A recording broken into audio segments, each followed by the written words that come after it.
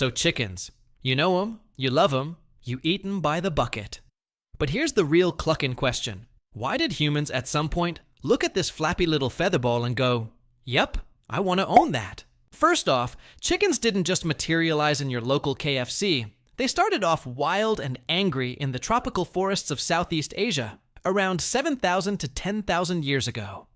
Meet the red jungle fowl, basically a chicken if it drank Red Bull and had commitment issues. These birds were the OG chickens. And no, they weren't originally bred for food. You'd think people started raising chickens for those tasty thighs and conveniently prepackaged nuggets, but nope. Early humans looked at this bird and thought, this thing would be great for blood sport. Cockfighting. That's right.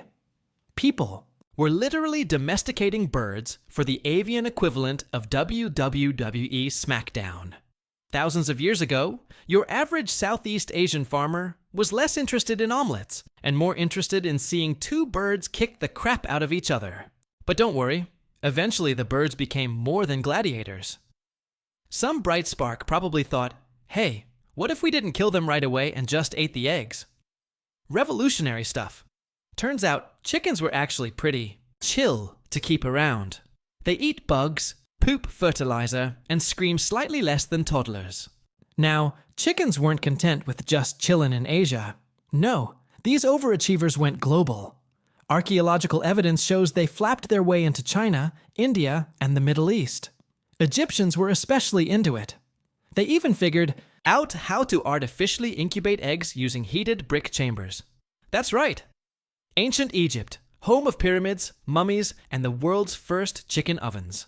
Then the Greeks and Romans came along and were like, yo, these birds are magic.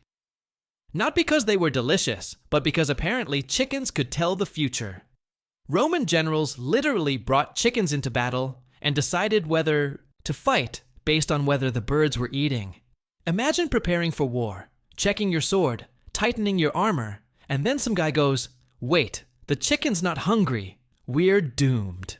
Some cultures also thought chickens were cosmic messengers or reincarnated spirits. Meanwhile, others were like, nah, I just want some drumsticks. Different strokes. And then came the Great Chicken World Tour. As people traveled and traded, they brought their chickens with them. Polynesians brought chickens to the Pacific Islands, and possibly even to South America before Europeans showed up.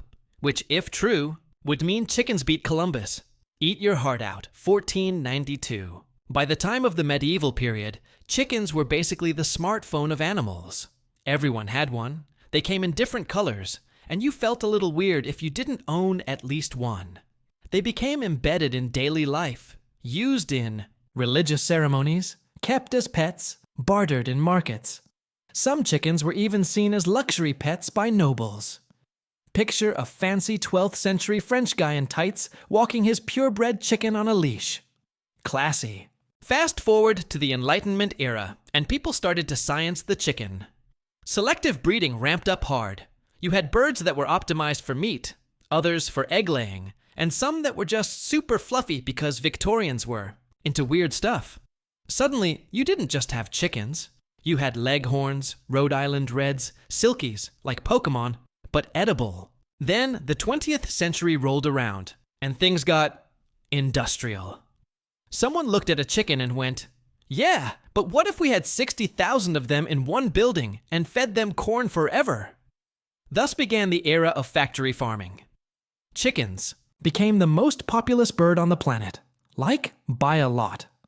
There are over 33 billion chickens alive at any one time. That's more chickens than humans, dogs, and TikTok influencers combined. The modern broiler chicken has been bred to grow so fast, it can barely stand on its own legs. Basically, we turned chickens into Frankenstein's meatball. But hey, they taste good, so here we are. And chickens aren't done evolving. Scientists are even working on lab-grown chicken meat.